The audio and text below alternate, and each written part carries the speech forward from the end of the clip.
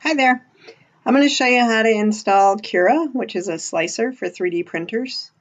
And as you can see, I brought you to the Lulzbot site because Cura has a version made especially for Lulzbot printers, which are the main two printers we use in our makerspace.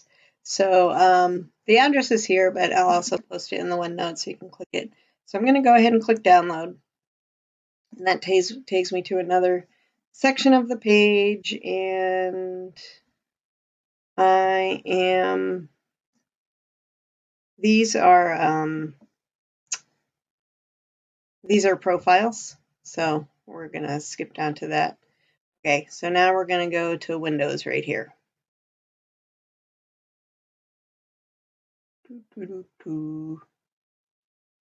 And takes us to another page. We're gonna download the installer.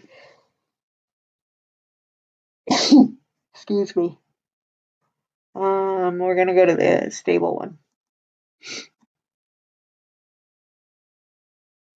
Clickety click click. I usually save, so I'm going to go ahead and save.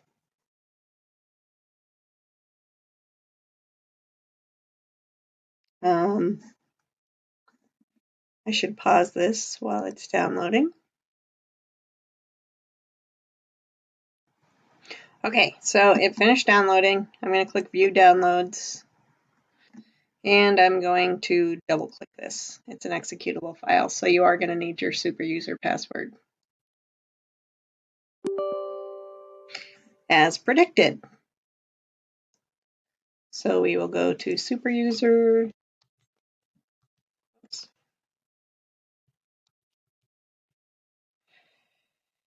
And download will start.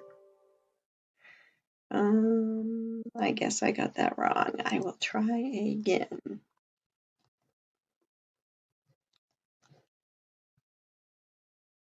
Okay, so this launches the wizard.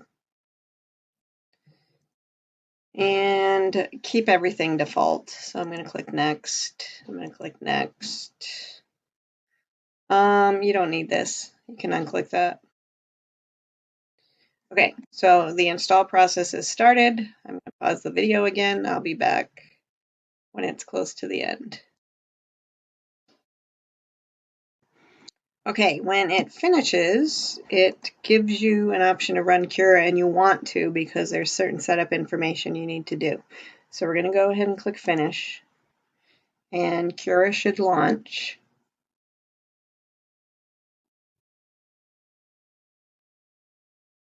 And it's got a cool octopus. I'm just going to click cancel on that part. The Cura is a little bit slow loading. Anyway, Cura is a slicer. Slicers are needed to go between the STL file that most 3D models for printing get converted to. So STL stands for stereolithographic. But a printer on its own will not understand that because it's still an image file.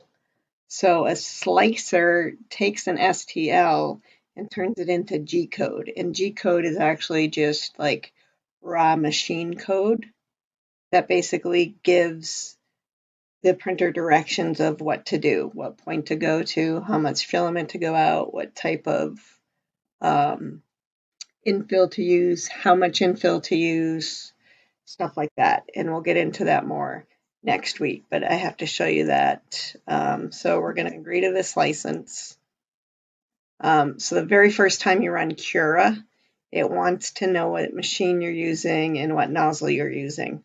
So the standard is Lulzbot TAS, and we're going to go with, actually I have one machine has 0.5 and one machine has 0.25. The standard is, wait, it's not Aero version 2. We don't want that.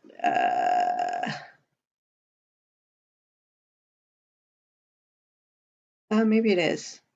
Oh, I think we'll just stick with single extruder. I think that's the most common one. These are all specialized tool heads you can put on.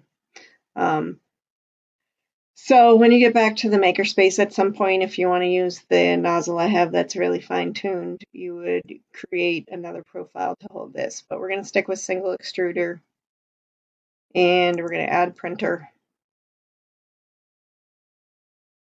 And I don't think we need to pay attention to anything on this side, but we do want to look at the hot end. And you want to make sure, I know it's hard to see. I don't know if it gets better when we pull this out. Yeah, it might look better on yours, but the resolution of my screen doesn't fit their resolution. But anyway, the nozzle size needs to be 0.5. And the compatible material size is correct too. So we don't have to do anything here. We can click finish. And this is how Cura looks. And so in another video, I'll show you exactly what settings you can change to control how Cura will set that up for printing. So I hope that goes easily, and I will see you next time.